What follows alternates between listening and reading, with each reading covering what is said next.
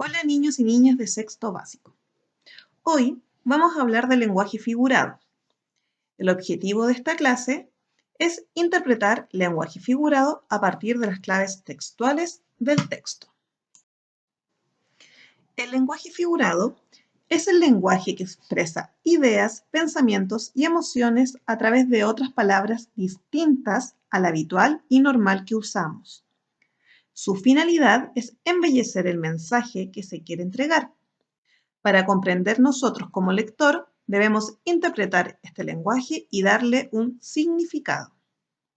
Por ejemplo, cuando normalmente escuchamos "caen los patos asados", significa que hace mucho calor. La diferencia del lenguaje figurado con el lenguaje literal es que el lenguaje literal es el significado real de las cosas.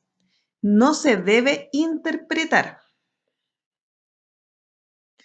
Para poder comprender el lenguaje figurado, tenemos que hacer 3 sencillos pasos.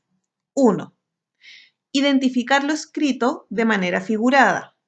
Lo que está escrito con otras palabras, con un lenguaje más poético, embelleciendo el mensaje. 2. En mi mente me debo preguntar qué significan esas palabras de manera literal. 3. Se relaciona el sentido literal con el texto y de ese modo se interpreta el lenguaje figurado.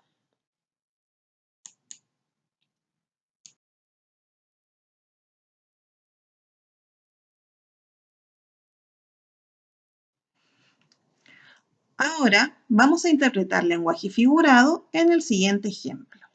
Para ello, necesito que abran su libro en la página 134 y ubiquen el texto Relato de Sueño Azul.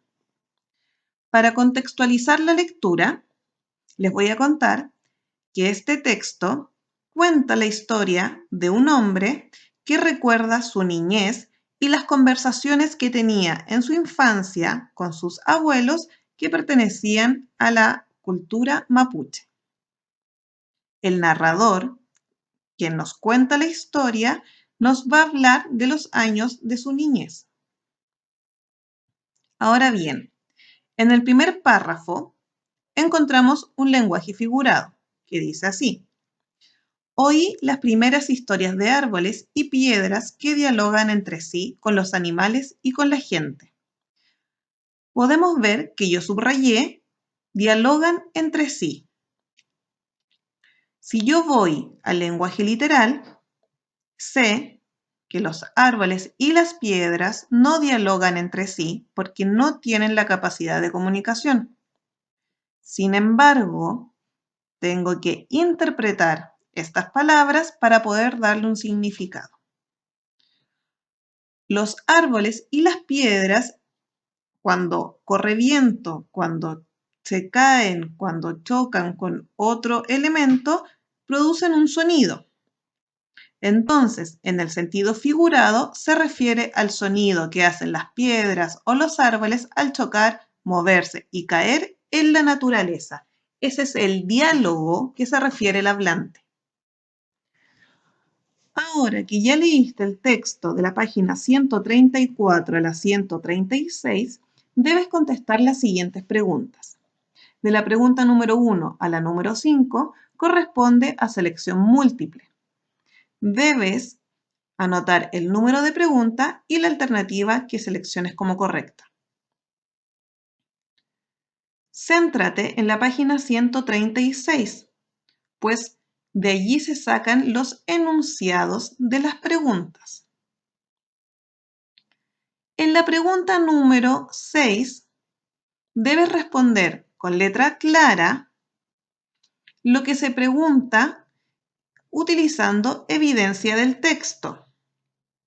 En la pregunta número 7, se pide que des tu opinión si estás a favor o en contra de lo que postula el narrador del texto. Recuerda usar respuesta completa y dar una evidencia del texto y una de tu experiencia personal. Cuando termines estas 7 preguntas, sácale una fotografía y envíaselas al profesor.